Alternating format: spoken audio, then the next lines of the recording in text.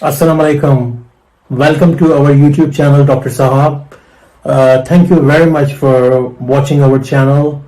And आप तमाम लोगों का बहुत बहुत शुक्रिया जो हमारे चैनल को लाइक कर रहे हैं और हमारी वीडियोस को शेयर कर रहे हैं और चैनल को सब्सक्राइब कर रहे हैं।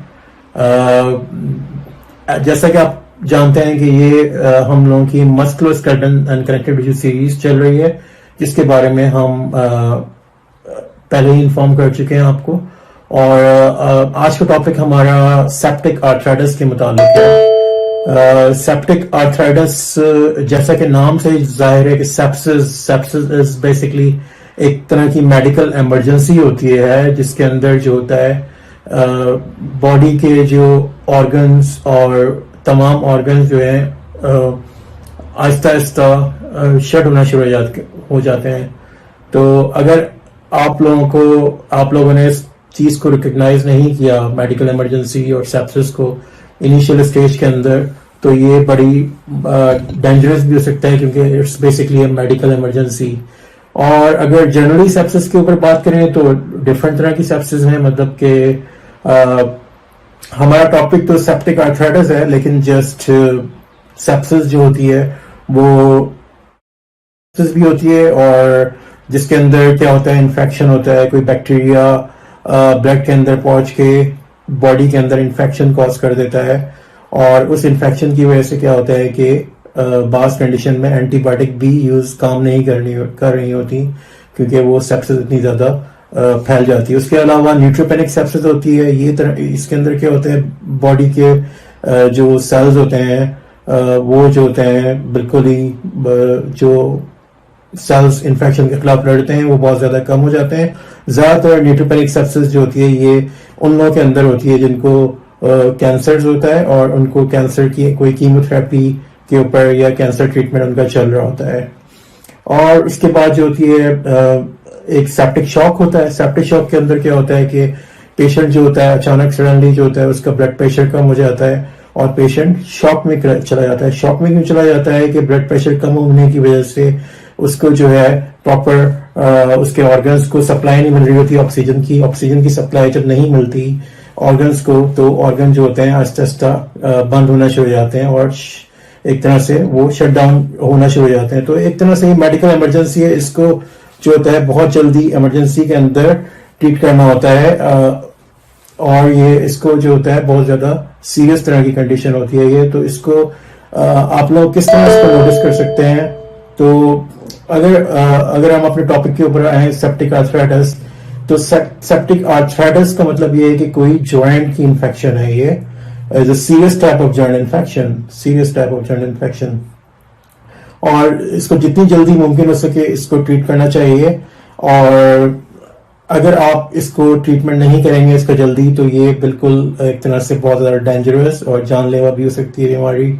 और जो होती है ये जो होता है पेशेंट की इवन की डेथ भी हो सकती है इसके अंदर। तो आप लोगों को मतलब कौन कौन से सिम्टम्स मैं इसके जल्दी आपको बता देता हूं कि जो इंपॉर्टेंट आपने नोट करने हैं इसके अंदर सेप्टिक आर्थराइटिस के अंदर। अगर आपके किसी जॉइंट के अंदर या तो नी जॉइंट में, हिप जॉइंट में, कहीं पे बहुत ज्यादा, और दूसरे जॉइंट्स के अंदर कहीं पे बहुत ज्यादा पेन हो रहा है और अचानक ही पेन शुरू हुआ है, और बहुत ज्यादा अचानक हुआ है कि अचानक पहले आप सही थे, एक दिन पहले या एक हफ्ते 2 दिन 3 दिन पहले अचानक ही आपको पेन स्टार्ट हो गया और स्वेलिंग होती है अराउंड द जॉइंट जो होती है, स्वेलिंग डेवलप हो गई है, और जो है आप बहुत ज्यादा अनवेल फील कर रहे हैं। और अनवेल फील करने के साथ साथ आपका टेम्परेचर बहुत ज्यादा बढ़ गया, आपको फीवर है, और फीवर के साथ साथ आपको शिवरिंग भी है। शिवरिंग है मतलब आप कांपना स्टार्ट हो गए हैं। शिवरिंग के साथ साथ आपको सर्दी बहुत ज्यादा लग रही है। और तो ये सारे सिम्टम्स जो होते हैं सेप्सिस के हैं। तो अगर जॉइंट का इन्फेक्शन है और जॉइंट के अंदर इन्फ्लेमेशन है तो ये सेप्टिक आर्थराइटिस कहलाता है। सेप्टिक आर्थराइटिस किस वजह से होता है?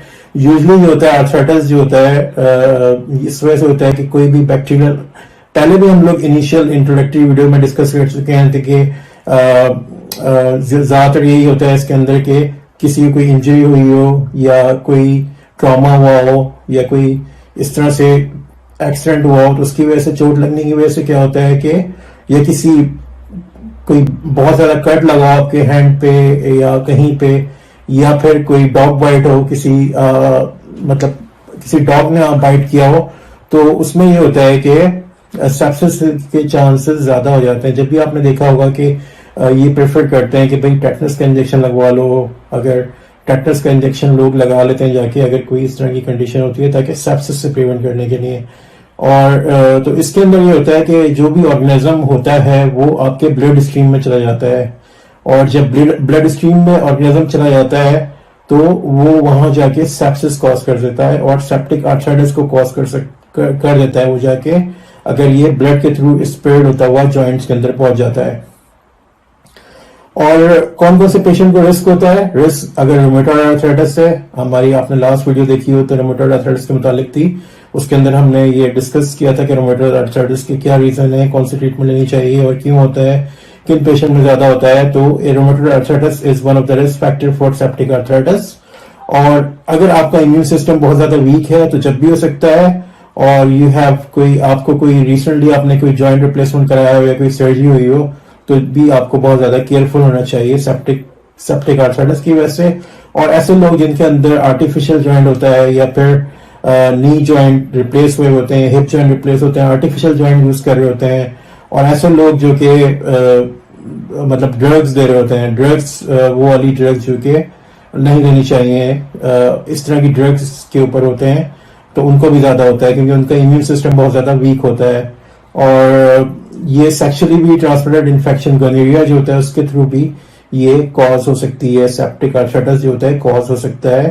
तो ये है कि इसके अंदर आप लोगों को जो ट्रीटमेंट करते हैं, ट्रीटमेंट जो होता है सेप्टिक आर्थराइटिस का, उस ट्रीटमेंट के अंदर बेसिकली हॉस्पिटल के अंदर ट्रीट करते हैं, एंटीबायोटिक इसके अंदर स्टार्ट करते हैं बहुत ज्यादा एज सुन एज पॉसिबल। और ये कि जॉइंट्स फॉर एग्जांपल अगर नी या हिप जॉइंट्स नी के अंदर है या किसी और जॉइंट के अंदर है, तो वहां से फ्लूइड को ड्रेन करते हैं, वहां से फ्लूइड निकाल के उसको चेक करते हैं फ्लूइड लेवल के अंदर कि भाई इसको कल्चर और सेंसिटिविटी देखते हैं कौन सा ऑर्गेनिज्म है, तो उस ऑर्गेनिज्म के खिलाफ एंटीबायोटिक स्टार्ट करते हैं। तो यूजली आपको एवरेज स्टेज होता है सेप्टिक आर्थराइटिस में, आपको 2 से एटलीस्ट 1 to 2 वीक हॉस्पिटल में स्टे करना होता है क्योंकि इट्स सीरियस कंडीशन है। और अगर आपने टाइम पे इसको एंटीबायोटिक स्टार्ट कर दी तो पेशेंट सही होना शुरू हो जाता है बहुत ज्यादा जल्दी। लेकिन अगर आप ट्रीटमेंट लेट करते हैं तो ये बहुत ज्यादा खतरनाक भी हो सकता है पेशेंट के अंदर। और इसके बाद ये होता है कि पेशेंट को फिर रेफर भी कर सकते हैं, फिजियोथेरेपी वगैरह भी लेनी पड़ती है क्योंकि बहुत ज्यादा जॉइंट्स के अंदर जो है वो कॉम्प्लिकेशंस भी हो सकती हैं अगर आप जॉइंट्स को मूव ना करें। तो फिजियोथेरेपी पे भी रेफर कर सकते हैं पेशेंट को, और फिजियोथेरेपी ट्रीटमेंट के बाद भी पेशेंट जो होता है बेहतर फील करना शुरू कर देता है। और इसके साथ साथ ये है कि सेप्टिक आर्थराइटिस के अंदर जो है बास कंडीशन के अंदर ये भी होता है कि एंटीबायोटिक भी काम नहीं कर रही होती। जैसे मैंने आपको अभी बताया कि इसमें क्या होता है, जॉइंट की इन्फेक्शन हुई, इन्फ्लेमेशन हुई, स्वॉलिंग हुई, स्टिफनेस हुई और फीवर हुआ, फीवर बहुत ज्यादा बढ़ जाता है। और ये कि इन्फेक्शन, बास इन्फेक्शन जो होते हैं जैसे MRSA इन्फेक्शन बहुत कॉमन इन्फेक्शन है जो कि रेजिस्टेंट करता है एंटीबायोटिक को। फॉर एग्जाम्पल अगर किसी आप गए हॉस्पिटल, वहां पे एंटीबायोटिक का ट्रीटमेंट स्टार्ट किया, तो अगर उनने जॉइंट से फ्लूइड निकाल के चेक किया, उसको कल्चर सेंसिटिव करके कोई ऑर्गेनिज्म ऐसा आया जो कि नॉर्मल एंटीबायोटिक जो होते हैं उसके खिलाफ यूज करनी पड़ती है, लेकिन अगर MRSA का इन्फेक्शन आता है तो MRSA जो होता है वो रेजिस्टेंट कर जाता है एंटीबायोटिक को। तो उसके अंदर कोई चेंज, डिफरेंट हाई पोटेंसी की एंटीबायोटिक या फिर ऐसी एंटीबायोटिक यूज करनी पड़ती है जो कि उस ऑर्गेनिज्म को खत्म कर सके। बहुत ज्यादा शुक्रिया वीडियो वॉच करने का। Please do subscribe our channel and watch our video. Thank you so much.